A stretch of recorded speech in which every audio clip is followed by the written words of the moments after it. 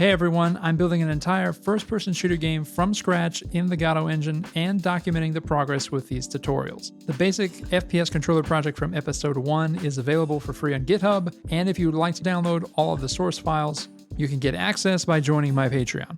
Let's dive in.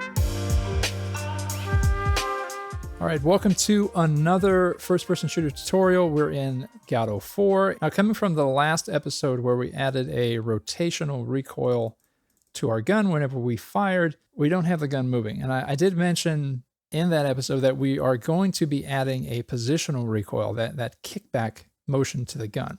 And that's what we're going to do in this episode. The technique is actually going to be almost exactly the same as the rotation. So if you haven't done that rotational recoil, you can jump back to that episode. I'll put a link in the description. I'll give a short overview of how that works, and then we're going to jump into the positional recoil. So I'm sitting in my first-person controller scene, and our recoil is handled by this node right here, this recoil node. What happens is we're just rotating that node, which rotates everything underneath it that's a child. Within that script, we're setting some variables that determine how much recoil we have, and we're connecting this recoil to a signal that's coming from our weapon controller. So whenever we fire our weapon from our weapon controller, that signal is sent.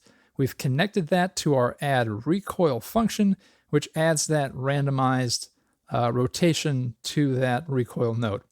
We're going to be doing the same thing for our position. So let's jump into adding this positional recoil. The first step is to add a new node 3D right into our weapon scene. This node is going to be called recoil, and you can actually, let's separate it out because the other one's called recoil. We'll call it recoil position, and we're going to put our meshes underneath that as children. All right, now that we have our recoil position node set up in that weapon scene, let's go ahead and attach a new script. And this script is going to be where we add a new recoil function. And we're going to call that function, again, we're going to connect it to that weapon fired signal. And that's it. That's all we're going to need to do. So we'll create that. Now, again, if you've watched that last video about the rotational recoil, same process here. We're going to add some export variables. We're going to have a recoil amount, which will be a vector3. So we can set the X, Y, and Z, and that's going to be how much movement positionally in 3D space that our weapon is going to do whenever we fire it. Next, we're going to have another variable for our snap amount, and that's going to be how quickly we return to a position. And then our last export variable, which will be the speed. And actually, I lied. There's going to be another export variable, and that is to get a reference to our weapon controller. In the last episode, we talked a little bit about getting a reference to a node, whether that node is in the same scene, whether it's a parent, whether it's a child.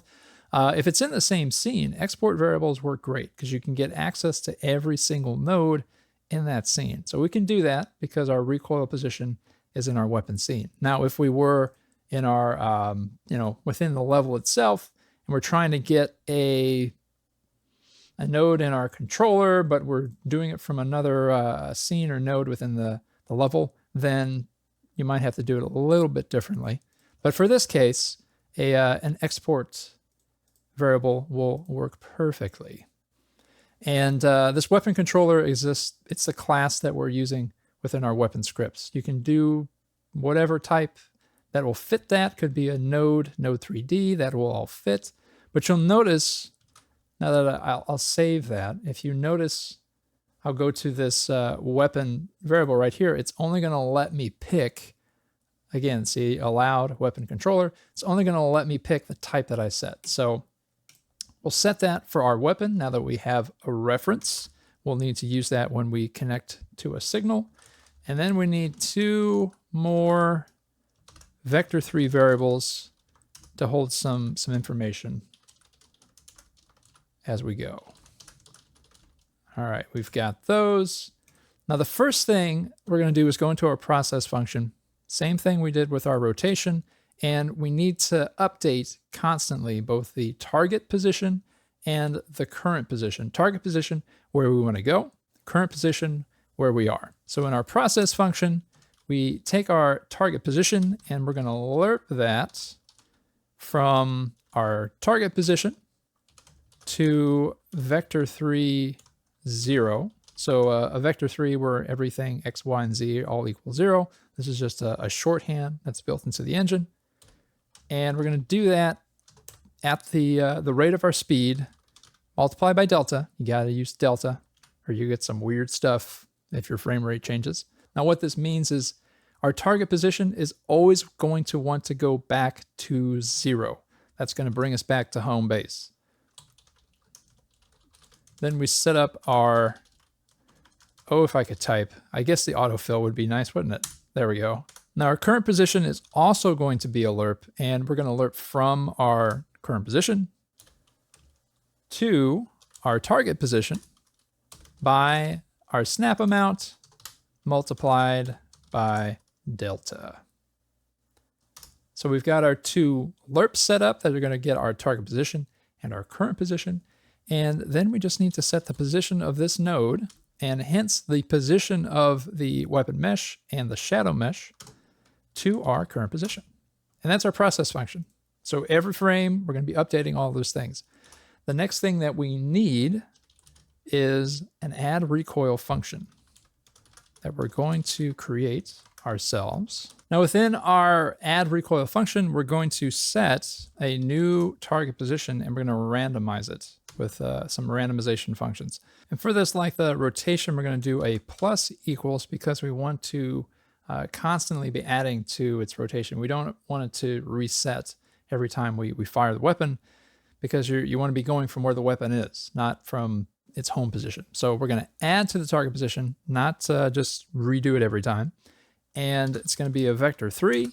And for our x, actually, I'm going to talk about this real quick because it might be a little confusing, and it might be different if you've got a different weapon. So let me go and switch to the 3D scene here. Now, if you're looking at your 3D scene, you've got your Y up and your X. It's all based on the global space, right? We're actually working in local space. So if you see this button up here, it's the use local space. And that's going to shift some things because we've rotated some stuff, right? Now you may have it different depending on how you've set up your weapon. Admittedly, my weapon mesh is not super optimized for this, but we're going to be working from local space.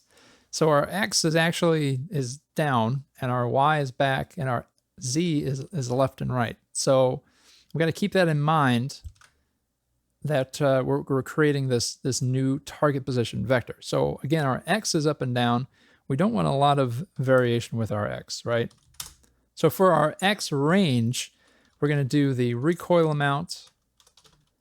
And let's go to our recoil amount times 2. And we need our X. That might help. So make sure you have your which X, Y, Z value that you want. So that's our X. Now for our Y, we're going to be using the same random float within a range. The bottom of that range will be recoil amount Y. The top of that range will be recoil amount Y times 2. So that's going to be our backwards motion. And then for our Z, which is actually our left and right, we're going to be doing random float range and then the negative recoil amount Z to the positive recoil amount Z. Now, if that's confusing, because it is a little confusing, what you can do is just put the Z and the X, and that's your left and right. And so when you're setting that target position within the variable, it all makes sense, and that'll work fine. So we've got our target position set up for our add recoil function. Now we just need to connect that function to our weapon fired signal. So in our weapon controller, we've created a signal. And the signal is fired whenever we fire our weapon, right? That makes sense. So here's our weapon fired emit. And when we connect to that signal, It just means that we're going to be able to run a function whenever that signal is fired. So we have our weapon reference. We've set that within our export variable. We get that reference with weapon. We get our weapon fired signal, and then we connect our callable, which is our add recoil. Same thing we did with our rotation. We save that, and that should be it. We just need to set some values. Go to that recoil position node at script, and let's set some variables. So our X, that's our vertical movement. Let's set that to 0.1. Our backwards movement, let's set it to 0.5, and then that to 0.01. Snap them out. We'll do 10 speed, we'll do 20, and let's get an idea of what that looks like. There you go, pretty simple. So again, that backwards motion, get a little bit of a randomized movement. And let me adjust these values so you can really see what difference that makes. So let's make our left and right a little more pronounced. Our back movement a lot more pronounced. And there you go. So you can, again, because it's procedural, you can customize how much movement you want. I feel that, at least for my setup right now, that these values are pretty good. And there you go. All right, guys, if this tutorial was helpful, consider a like and subscribe to the channel, as we're going to be covering a lot more. Thanks to all of my patrons who keep this series going. You too can get access to the project source files by joining my Patreon. You can download everything there, and you'll also get early access to my videos and sneak peeks at future tutorials. Thanks for watching, and as always, keep creating.